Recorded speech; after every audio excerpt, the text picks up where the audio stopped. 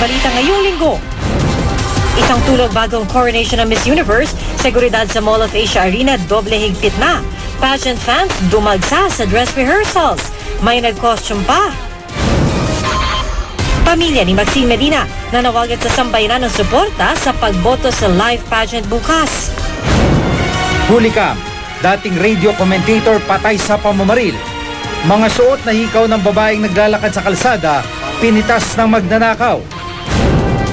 Viral na to, mga bata buwis buhay na inihaangka sa motorsiklo. Utos ni US President Trump na pagbawalang pumasok sa Amerika mga mamamayan ng 7 bansa. Inulan ng protesta. At Pia Wurtzbach confidently beautiful sa kanyang huling photoshoot bilang Miss U. Ang ilang Becky naman confident din sa kanilang manok sa pageant, may version pa ng rampang pang Miss Universe.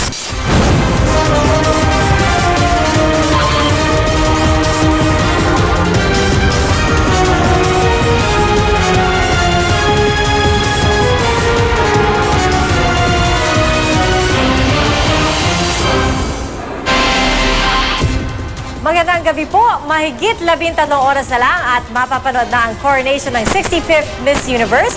At naririto po tayo sa Mall of Asia Arena kung saan maglalaban-laban ang 87 kandidata. At sa gitna po ng excitement na marami, nakalatag na rin ang mahigpit na seguridad mula sa puwersa ng pulisya at militar sa loob at labas ng venue ng patimpalak na tututukan ng buong mundo.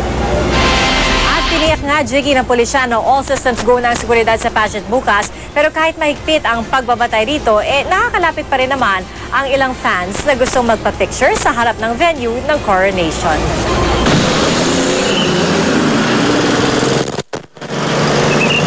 Isang tulog na lang at gaganapin na ang pinaka-aabangang most beautiful day in the universe dito mismo sa MOA Arena sa Pasay City. At ngayon pa lang ramdam na ang pagkasabik ng mga Pinoy fans sa ating mga Miss Universe candidates. Pati na rin ang ilang mga dayuhan na pumunta pa rito para lang panoorin ang mga kandidata.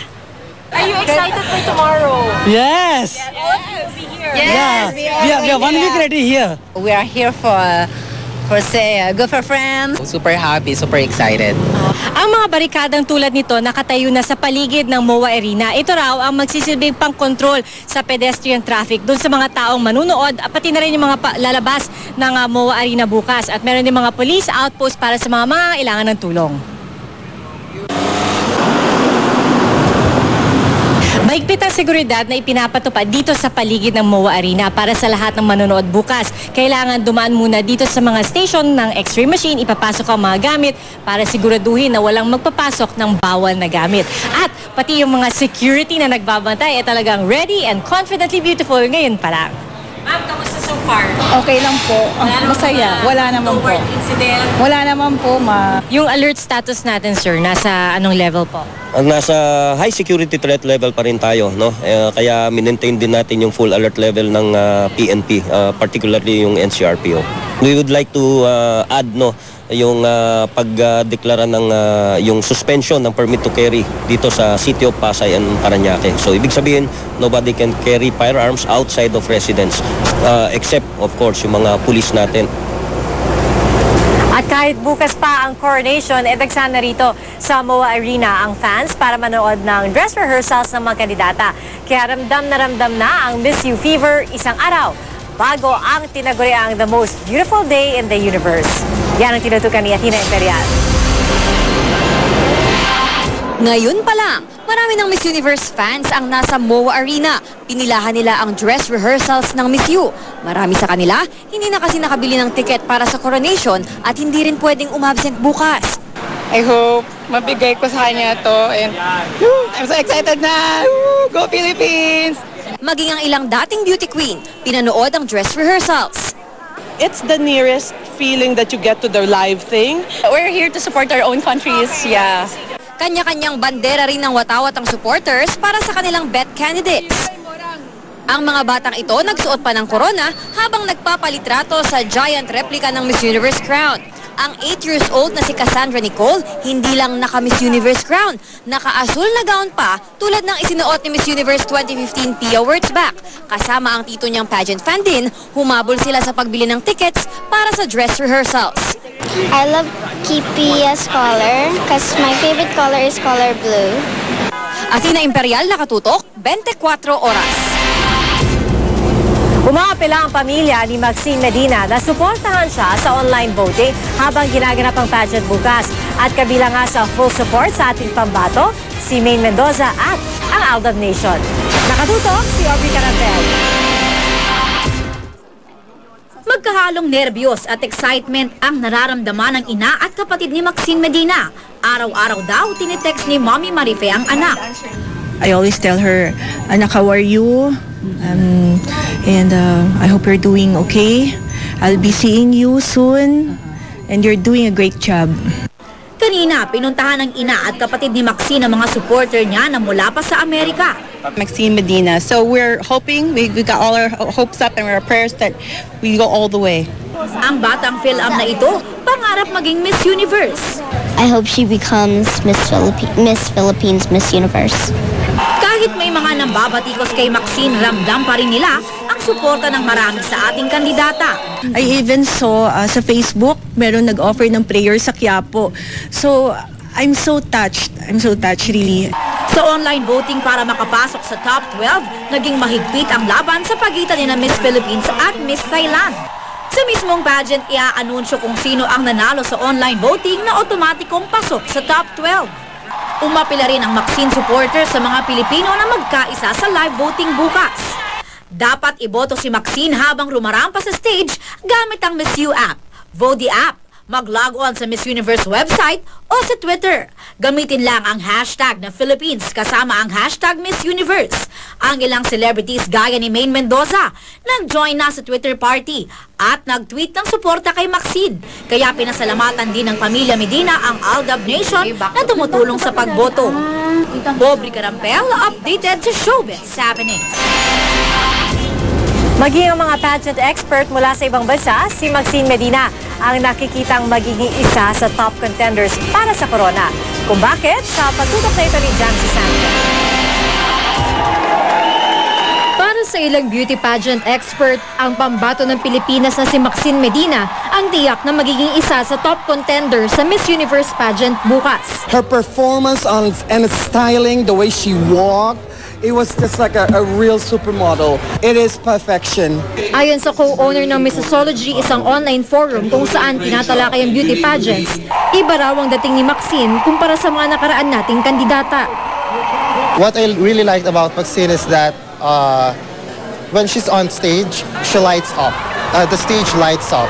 And it's just the smile and her charisma that will make her penetrate the top 3. Nag-organisa ang Missology ng pagtitipon ng pageant experts, national directors at mga dating beauty queen kanina. Ang ilan sa kanila may paborito na. Venezuela, Colombia, and Philippines. Philippines, Venezuela, and Brazil. Venezuela, France, Philippines. Bukod sa pisikal na ganda, mahalaga raw na may talino at kagandahan ng puso ang tatanghaling Miss Universe. She needs to be very intelligent because she needs to be, to motivate people. Jamsi Sante, nakatutok, 24 oras. Huli kamang isang magnanakaw na pinitas ang mga hikaw ng isang babae. Nakatutok si Mark Zambrano, exclusive. Kuha ito sa kanto ng Claro M. Recto at Santo Cristo Street sa Maynila. Makikita ang naglalakad na babaeng nakapink sa mataong kalsada pasado alas 7 ng umaga, January 27. Maya-maya, isang lalaki ang biglang sumulpot at malanindyang pinitas ang mga hikaw ng biktimang si Teresita Montesa, 61 taong gulang. Nagulat ang biktima at napahawak sa kanyang mga tenga. Rumisponde naman ng mga tanod pero hindi na nahanap ang salarin. Ayon sa barangay, talamak ang mga kaso ng snatching sa lugar, lalo't maraming tao.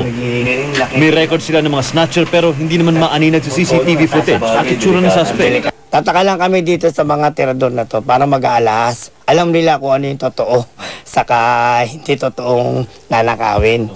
Main nila sa publiko, huwag nang magsuot ng alahas sa matataong lugar dahil takaw mata ito sa mga magnanakaw. Mark Zambrano, nakatutok, 24 oras.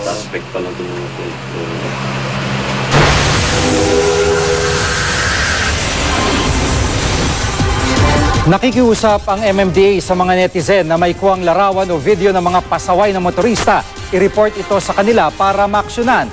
Gaya na lang ng mga rider ng motor na kung hindi pagewang-gewang sa daan ay overloaded naman.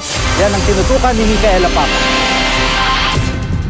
Sa una, parang normal lang natagpo ito sa kalsada, pero masdan ang isang rider. Biglang nagpagewang-gewang. Ayon sa uploader, parang lasing ang rider. Halos mabangga rin nito ang isang sasakyan, pati ang isa pang motor na sumusunod sa kanya.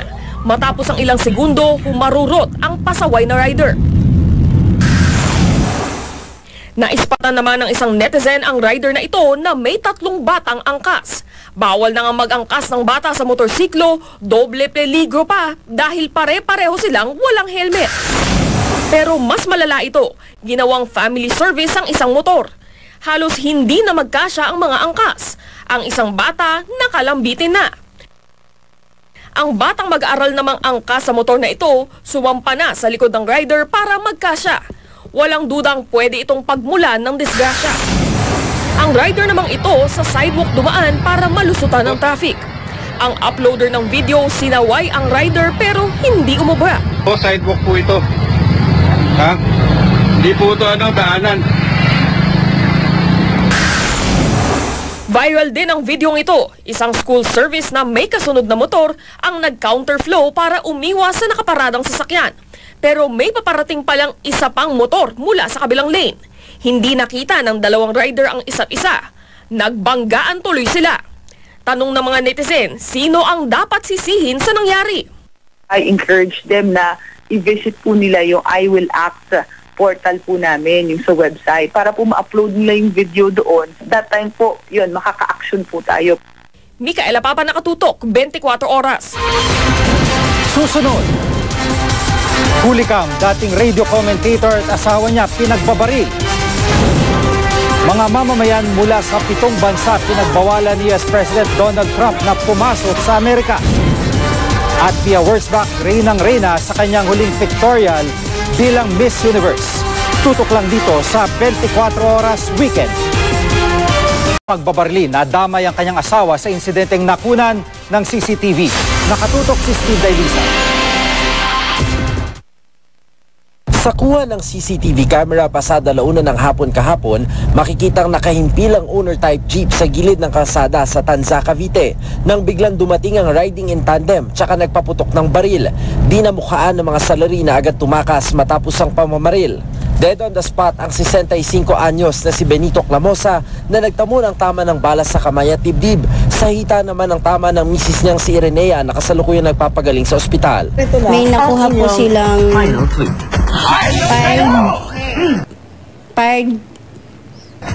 cartridge case at Papakita kami ng 5 jumble word 4 metallic fragments. Palaisipan pa sa pulisya kung ano ang motibo sa pamamaril lalo't wala raw itong kagalit. Bukod sa pagiging XO ng Barangay Bagtas, dating komentarista sa radyo ang biktima. Aktibo raw si Benito sa Oplan Tukhang nitong mga nakalipas na buwan. Itong mga recently, so mga pang-5, pang-6, pang-7, ay hindi ko na siya sinasama sa operation ng Tukhang kasi masyado na nadadrag yung kanyang pangalan. Community leader din si Benito sa lokal na partidong politikal. Napasama rin siya sa nagkaroon ng death threat noong 2010. Patuloy ang investigasyon ng mga otoridad sa krimen at umaasang makatutulong ang iba pang anggulo ng CCTV para matukoy ang pagkakakilanlan ng mga sospek. Steve Dailisa, Nakatutok, 24 Oras. Hulikam ang pagtangay sa motorsiklong nakaparada sa harap ng gusali sa Quezon City. Makikitang salarin na pasimpleng sinakyan ang motor saka ito tinangay. Base sa investigasyon, naiwan ng may-ari na nakasaksak ang susi sa motor kaya madali itong natangay ng sospek. Inaalam ngayon ang pagkakakilanlan sa sospek. Nagpaalala naman ng mga otoridad na mag-ingat sa pagparada ng anumang sasakyan malapit sa mga kalsada. Ito na, ang inyong final clue. Madali na ang ating video. Narito po tayo ngayon sa Mall Arena kung saan nandun po nakikita nyo isang malaking crown at nakikita nyo maraming nagpapapicture dito at nag-aabang sa red carpet. Samantala, isang natatanging pagkakataon para kay Miss Universe 2015 Pia Alonso Wurtzbach ang maisuot ang Mikimoto crown sa kanyang huling photoshoot bilang isang Miss Universe. May kakaibang payo naman si Queen P sa susunod na Miss Universe. Narito ang aking chika. It's a little bitter bittersweet, but I'm excited because... Ganito inilarawan ni Pia Alonso Wurtzbach ang kanyang huling photoshoot bilang Miss Universe. Karamihan sa mga gown na isinuot niya sa photoshoot, gawa ng mga Filipino designer. Kitang-kita ang pagiging confidently beautiful at glamorosa ni Queen P. Dream come true pa para kay Pia ang pagkakataong maisuot ang Mikimoto crown sa isa sa kanyang photos. The peak of my fangirl mode was watching the girls win with the Mikimoto crown. Ang Kane Mikimoto and Company Limited ang official jeweler ng Miss Universe mula 2002 hanggang 2007. Itinatag ito ni Kokichi Mikimoto. Sikat siya sa paggawa ng kakaibang disenyo ng corona gamit ang perlas at iba pang precious stones. Ang disenyo ng Mikimoto crown, hawig sa phoenix, na simbolo ng power, status at beauty. They surprised me with it during my final photo shoot as Miss Universe in New York. They let me wear it and let me take a photo with it. It's a dream come true. Sa final Facebook Live interview naman ng Miss Universe organization kay Queen P, ikinwento niya ang mga hindi niya malilimutang sandali bilang Miss Universe. Being a special correspondent for Inside Edition at Super Bowl, that was fun. The countries that I visited, I had a lot of fun in my first out-of-the-country trip was Canada and then it was Indonesia. Isang kakaibang payo naman ang ibinigay ni Pia sa susunod na Miss Universe. Here's a really good piece of advice. Back up your phone, girl. Because so many times my phone crashed and I lost all my photos. All of it.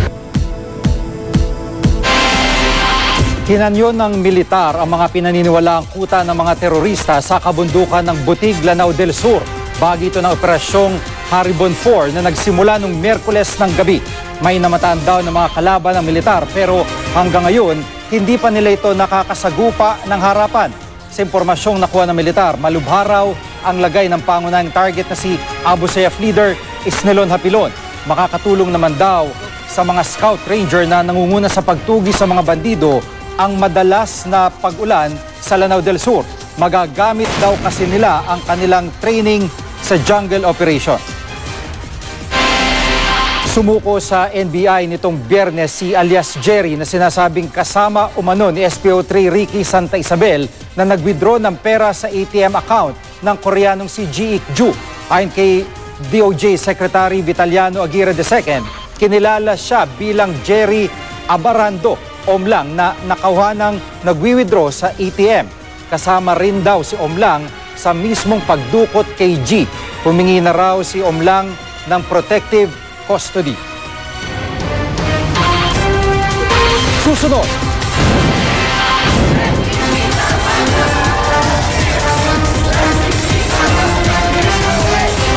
Pagbabawal ni US President Trump sa mga mamamayan ng 7 bansa inulan ng protesta, babaeng pinagmadali umanong bumaba ng bus, nahulog, patay. Tutukan yan dito sa 24 Oras Weekend. Listerine kills cavity-causing germs to help. Inulan ang protesta ng executive order ni US President Donald Trump na nagbabawal sa mga mamamayan ng 7 bansa na magpunta sa Amerika. Sa kuhang ito ng GMA News sa Washington, D.C. Airport, kalayaan at proteksyon laban sa panghuhusga ang sigaw ng mga nagprotesta. May mga nagprotesta rin naman sa Los Angeles International Airport at sa JFK Airport sa New York City. Sinasabi sa utos ni Trump na bawal pumasok sa Amerika sa loob ng 3 buwan ang mga mamamayan ng Syria, Iraq, Iran, Yemen, Sudan, Libya at Somalia. Kailangan daw itong gawin para maiwasan ng Amerika ang terorismo. May temporary ban din sa mga refugees sa loob ng 120 araw. Patay ang isang 49 anyos na babae matapos mahulog mula sa sinasakyan niyang bus sa EDSA Balintawak.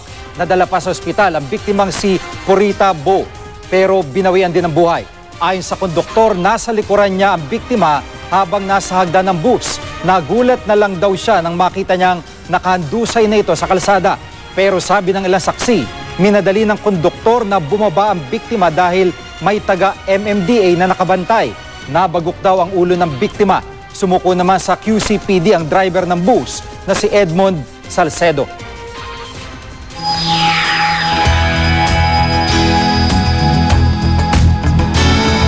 Tulad Tulad ng sinabi po natin kanina, nandito tayo ngayon sa MOA Arena kung saan itinaraos ang red carpet ng Miss Universe. Nagdingding ang red carpet sa dami ng celebrities at mga personalidad na dumating. Present syempre ang social media personality at host ng red carpet na si Bretman Rock at ang co-host niyang si 2010 Miss Universe 4th runner-up Maria Venusra. Rumampa rin si Miss Universe 2nd runner-up Olivia Jordan at ang first Pinay Miss Universe naman na si Gloria Diaz. Binawi na ang mga naunang sinabi tungkol kay Maxine at sinabing malaki ang tsansa nitong manalo. Nilinaw naman ni Tourism Undersecretary Cathy Castro na top 30 na ang kukunin at hindi na top 12. Umaasa naman si Tourism Secretary Wanda Teo na marami pa rin ang susuporta sa 65th Miss Universe bukas. Susunod, mga Becky, may kanya-kanya ng prediksyon kung sinong susunod na Miss Universe. Tutukan yan dito sa 24 Oras Weekend. Lubog sa ang ilang lugar sa Caraga Region dahil sa mga pagulang epekto ng low pressure area. Inilikas sa mga residente sa Rosario, Agusan del Sur at naganda na ang lokal na pamahalaan ng relief goods. Maging ang bayan ng San Francisco at San Luis, binaharin. Ang mga residente nagbabalsa na. Inanod naman ng baha ang isang bahay matapos madaganan ng 2 nabuwal na puno. Nakaligtas naman ang mga nakatira. Lubog din sa baha ang ilang lugar sa Iligan City. Abot naman sa mahigit 2,000 pamilya o 7,000 residente ang apektado ng pagbaha sa Cagayan de Oro City.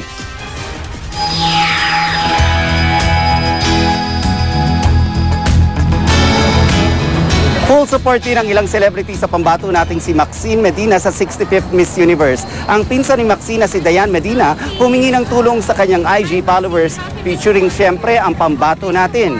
Hinikayat din ni Lauren Yang ang kanyang fans na bumoto para kay Maxine. Happy at proud naman si Miss Universe 2013 third runner-up Ariela Arida kay Maxine. Maging si Miss Universe Philippines 1994 Charlene Gonzalez gusto raw ma-meet si Maxine soon at pag-usapan ang kanilang experience bilang host candidate ng Miss U. Susunod, ilang parlorista, sino kaya ang manok na maging bagong Miss Universe? Tutukan yan dito sa 24 Oras Weekend. Dad, ngayon naman, straight mong restore natin. Give him Ensure every day. Kanila may paandar pang rampa na pang Miss Universe daw. Nakatutok si Dano Tingkungko. Ngayong feel na ang Miss Universe Fever, nagtanong-tanong kami, sinong bet mong magmamana ng corona ni Pia Wurtzbach? Colombia. Magaling, tapos parang brainy siya, unlike Miss Thailand, magaling sa mag-rampa. Ano na po ang pambato namin ng Pilipinas. Makukuha niya ang crown back to back. Para kay Michelle, isa sa mga kabogera moment ni Maxine ang kanyang swimsuit walk sa preliminaries na tinawag na Kerengkeng walk sa social media. Galingan niya ang pagrampa.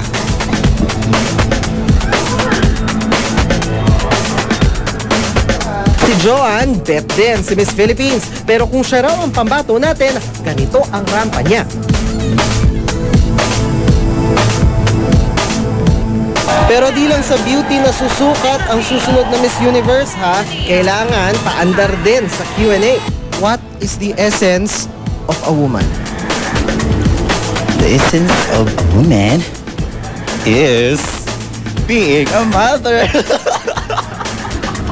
Sa maniwala kayo't hindi lang sila ang gigising ng maaga para manood bukas. Sa bilyaran na ito, ang mga maton may sarili ring posta.